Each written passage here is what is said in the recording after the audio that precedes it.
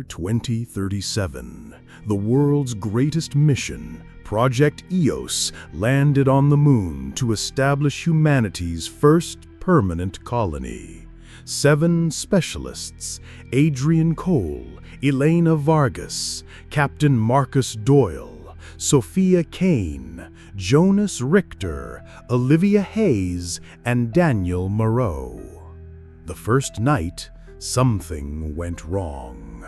Whispers began on the radio, not ordinary static, but voices inside their helmets. Adrian, why did you come here? Olivia, your child is crying back on Earth. Daniel swore he heard someone calling his name from outside the base. He left to check.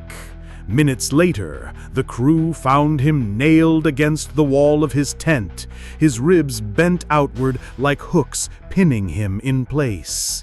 His mouth moved, but the only words he managed were, "They are hungry." Exploring a crater, the crew found a strange metallic chamber buried deep underground. On its doorway, ancient words were carved. "Here sleeps what must not wake."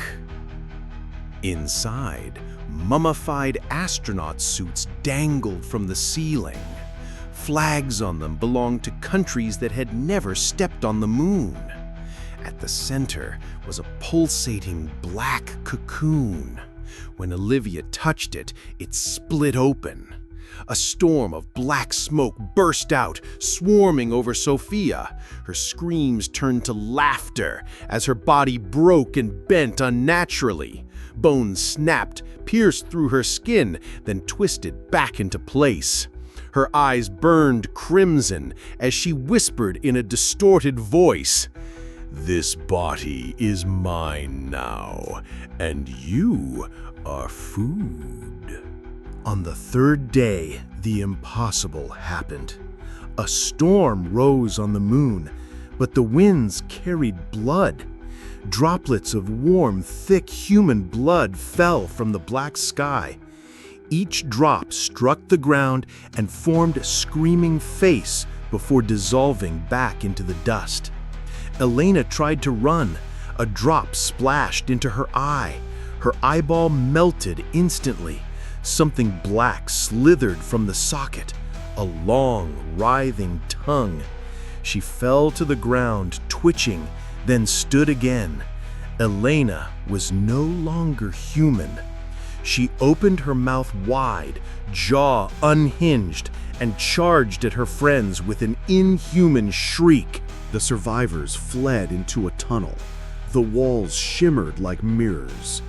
Adrian saw his reflection. But it wasn't him. It was smiling, with needle-like teeth, blood pouring from its eyes. Then the mirrors cracked, and their reflections stepped out. At the tunnel's end lay a vast cavern filled with bones, skulls and ribs of thousands, not only human, but something else, things not from Earth. Suddenly, the bones rattled, fused, and formed a towering beast.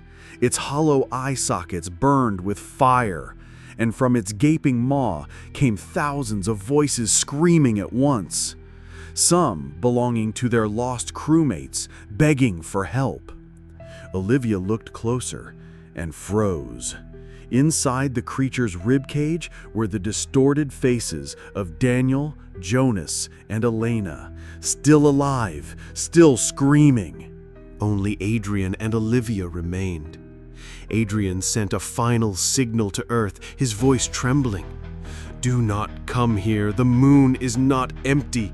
It's feeding on us. It's feeding on our souls." The transmission cut abruptly. But Earth didn't receive Adrian's voice. Instead, the recording ended with a low, inhuman whisper. "Send more. We are still hungry. Next time, your whole world will be our feast." In the last seconds of the footage, a shadow leaned close to the camera. It had no eyes, no mouth, only emptiness. And yet every viewer swore it was staring straight into them. Then came the final whisper, soft as breath on the neck. We are already inside your room.